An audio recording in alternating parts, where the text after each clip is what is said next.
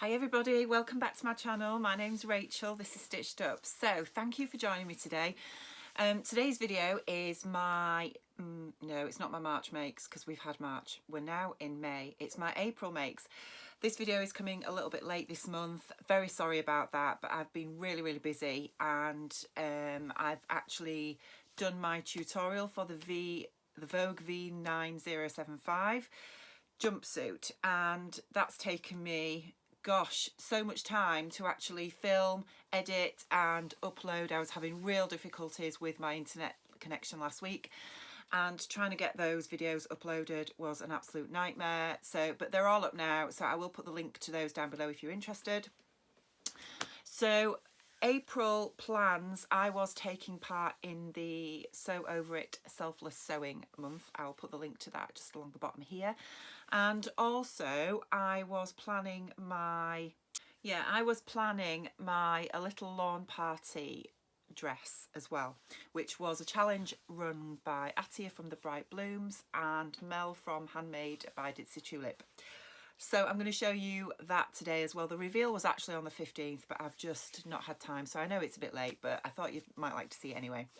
Okay, so I'll start with what I'm wearing. I have an Ogden cami on, which I made in April. Now I'll just stand up so you can see it a little bit better.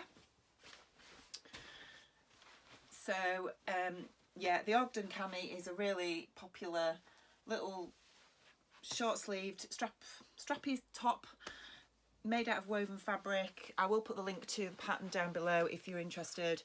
It's got a lovely V neck and V back as well, and it does have a facing inside. Now this fabric is some cotton lawn that I got from Adam Ross Fabrics last year at some point, and I don't think they've got it in stock anymore, but if they do I will put a link to it so you can go and have a look. And I actually made another top out of the fabric that I had, and had this remnant in my stash that it's been there for quite some time, so I thought I would just use it to make a little Ogden cami out of it. I didn't quite have enough for the full facing. That was the only problem. So the facing is a little bit short. I think it comes to just about here. So even though I've understitched it, it is flipping out a little bit, but I'm thinking that in this busy fabric you can't really tell.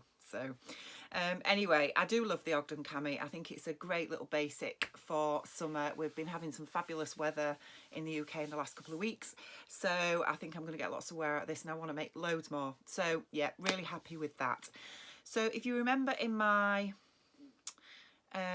last vlog, I think I mentioned as part of the Selfless Sewing month that Sew Over It were running, I was making some shorts for my son and husband, and I had already made some shorts for my son, and I was waiting, or I think I'd bought some olive twill fabric from Trixie Lixie I think it was, and was going to make him another pair. So I have done, and these are them here. Now I'm sorry they're a little bit creased. They have been washed and ironed, but they've been chucked on his bedroom floor because that's what 15-year-old boys do. And yeah, I made him the different version of this birder pattern. I will put a little picture of it up here so you can have a look. He wanted the cargo leg version, which I've done. So they have these lovely little cargo pockets. Again, it's a 3-step elasticated waist, which is actually quite easy to do. My overlocking is diabolical on the inside, so please don't look at that. But they've got pockets on the back as well, and they come to just below the knee. I haven't got any pictures of him modelling these because he's a 15-year-old boy and he won't pose for pictures. So, but trust me, they look great on him. He's really happy with them. So yeah, really happy with these. It was really nice to actually make something for somebody else rather than just me, so that was good. So they went down well. I also was making my husband a pair of shorts, and these are the Thread Theory Jedidiah pants, but the shorts version, and I'd bought some gold denim fabric. It was like an old gold colour from a seller on eBay, and these are the shorts here. Now I've messed up a little bit on these because this fabric was gorgeous to work with, and it's the first time I've done like a deep yoke at the back. I don't know if you can see that there, and I'm did some lovely top stitching on the back pockets there. So I'm really sorry these are creased. He's been wearing these to death, to be honest, so I was been waiting to try and get them off his backside so I can actually show you. And yeah, they've got belt loops attached as well. Now these weren't successful because they're actually too narrow to fit any of his belts through, so they're just for decoration only, I guess. One of the techniques that I learned on these was doing flat fell seams, so that's how the yoke at the back is attached. And also I think, yeah, the legs, nice lovely crotch view there, the legs are attached in the same way. So doing these flat fell seams, that was a new thing for me, and it was actually easier than I expected. And at the front it's got deep side pockets, and I've used contrast navy twill that I had in my stash that was left over from the first pair of the shorts that I made for my son, and also the scallop shorts from Pattern Runway that I made for myself a couple of months back. So I had some left over, so I've just used that for the pockets.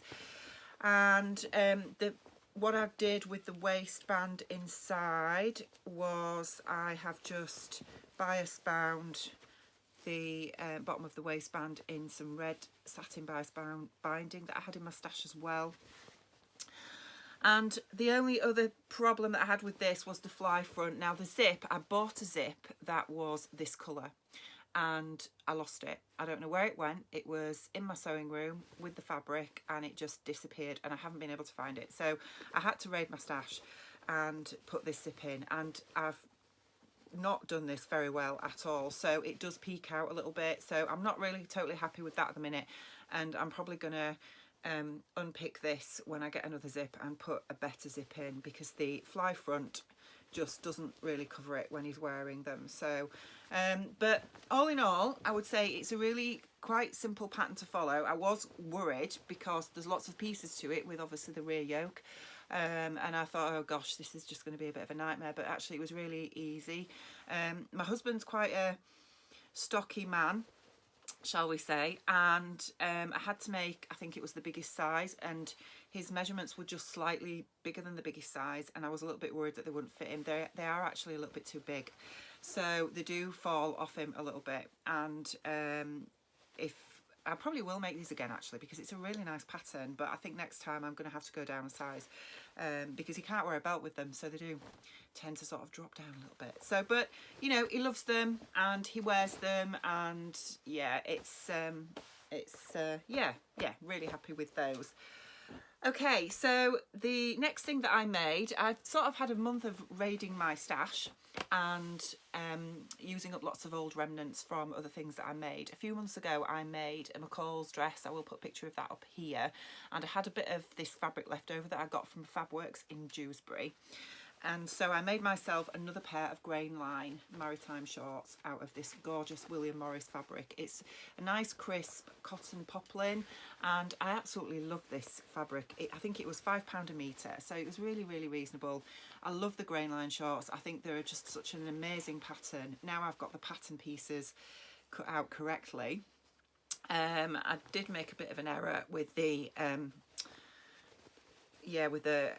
cutting the waistband a bit short, but once they're fastened you can't really see that. So yeah, it's got lovely pockets in the front and obviously rear pockets at the back.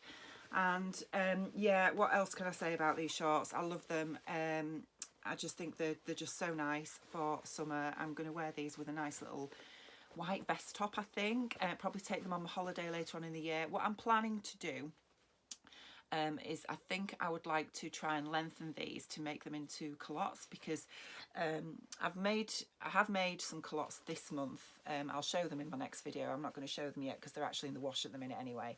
And I made the culottes out of the Great British Sewing Bee book, and the waistband for that particular pattern is a straight waistband, and because I'm quite curvy, it just stands away from my body, whereas I love the waistband on these shorts, and because they fit my figure really well. So what I'm thinking is that if I could just lengthen these into culottes and use the legs off the pattern from the Great British Sewing Bee pattern, I think that might work. So I might try that this month. But we'll see how that goes. So this certainly isn't going to be my last pair of grain line shorts because I love them so much.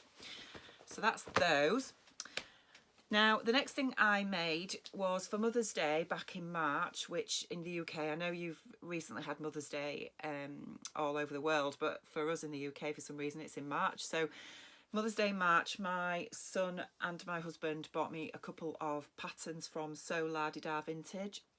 I'll put a link to them down below. They have some amazing patterns, and they got me the Margaux jumpsuit and also the Betty Jean one. And this month I wanted to make the Margaux ones, and I think I showed the fabric that I got from Sea Salt. So I have made those, and I'm absolutely over the moon with this jumpsuit. This is the jumpsuit here. You can't see it very well, so I'll put a picture of me wearing it. And yeah, it's basically quite a fitted bodice, and then there's like side panels here. It's a bit sort of like a princess seam that tie into a halter neck around your neck, and then it's got a zip at the back. I didn't have a zip that actually, a dark blue zip. I had a paler blue, but I think it works quite well. And then obviously straight legs down for the rest of the jumpsuit, and there's a few pleats in there as well, and I'm absolutely over the moon with this. Now, the only I think the fit was really good. The only alterations I made to this was to lengthen the bodice and lengthen the legs, as I do with all patterns because of my height. And I also what else did I do? I lengthened the crotch depth as well by about 1 inch, I think, just to fit me better. Now, the only thing that I have found with this pattern was that the panel at the front here is a little bit too big across my chest, so it is a little bit floppy, and ideally it could do with a couple of darts in like that. So I think if I make this pattern again, what I'll do is I will just take a little wedge out of the front just so that it fits flat against my chest when it's on. However, I do think it works when I'm wearing it, even though it's a little bit floppy. I think it doesn't look as if it doesn't look too bad. So yeah, I'm really happy with these. I've worn these loads already when we've had some really hot days, and I'm going to wear them loads in the summer. This cotton lawn fabric is so nice and cool.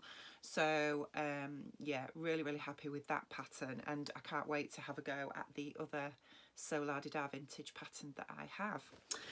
And then finally is my little lawn party dress. So for this dress, I think I showed you it in one of my previous videos. I have made the Nina Lee Q dress with some lovely cotton lawn that I purchased from the textile centre. Now, I don't think they have this fabric anymore, I'm really sorry. So but they do have some other fabrics, some other cotton lawns that are really quite reasonably priced. I think they're about £4 a metre, something like that. So but I grabbed this, and I've still got a little bit left. Now this is the dress here, and I did the version with the shoulder straps and the little capped drop sleeves. I did have, I think in my previous video I showed that I was having a bit of difficulty with these, and I needed to unpick it because I think I'd got it wrong, or I think the straps were a bit short or something. So I did do that, and I've readjusted it, and I'm really happy with it now. So obviously this is the dress here. It's absolutely gorgeous. I love it. I'll put a picture again of me wearing it so you can see it in action, so to speak. And all I would say about this dress is, and it's not really about the dress, I think the fit is really good. The instructions are fantastic, very easy to follow. The directions are easy to follow. There's lovely diagrams which shows you exactly what you need to do. Perfect for a beginner. So if you wanted to tackle something like this, and you're looking at it thinking, oh gosh, that's just looks really complicated, Nina's instructions are very good. So I would say that. The only thing I would say about the pattern is that there are no shorten or lengthen lines on it, and I do find this a lot with indie patterns, that they just don't put them on. And if you're a beginner and you are not a standard size that a lot of these patterns are made for, which can be round about the sort of 5'4", 5'5" mark, which I'm not, I'm a lot taller, but again, if you're quite petite, I think it's really essential that pattern designers do put shorten and lengthen lines on, because it's not as straightforward as just adding a bit on the bottom of the bodice or the bottom of the skirt, as in this case, because you can alter how the dress hangs or alter the width of the waist dependent on how the grain line is running, etc. So I think it's really, really important that designers put these on, and I don't know why they don't do it. So some do, but there wasn't any on this pattern, and I found that a bit frustrating. Now fortunately, because I've been sewing a few years, I have picked up some tips on where to add shorten or lengthen lines on a pattern if you are unsure and the pattern itself doesn't have them. But yeah, come on, indie designers, please help us out here. We're not all standard size, and I think it's really, you know, when we have patterns that are designed for beginners especially, I think it's really important to put on as many markings as you can. So that would be my only criticism. But apart from that, it comes together really well. The fit is really good, and I'm really, really happy with this dress. And even though the design I think is quite formal, so you could make it out some really special fabric for a wedding or a christening or a summer party or anything like that. I think out of this really nice cotton lawn, it's nice just to wear on a nice sunny day. So that's it for my April makes, and yeah, I didn't get anything else done in April. It was a really busy month. And obviously I'm still working on the bridesmaid dresses and the bride's dress for my father's wedding in July.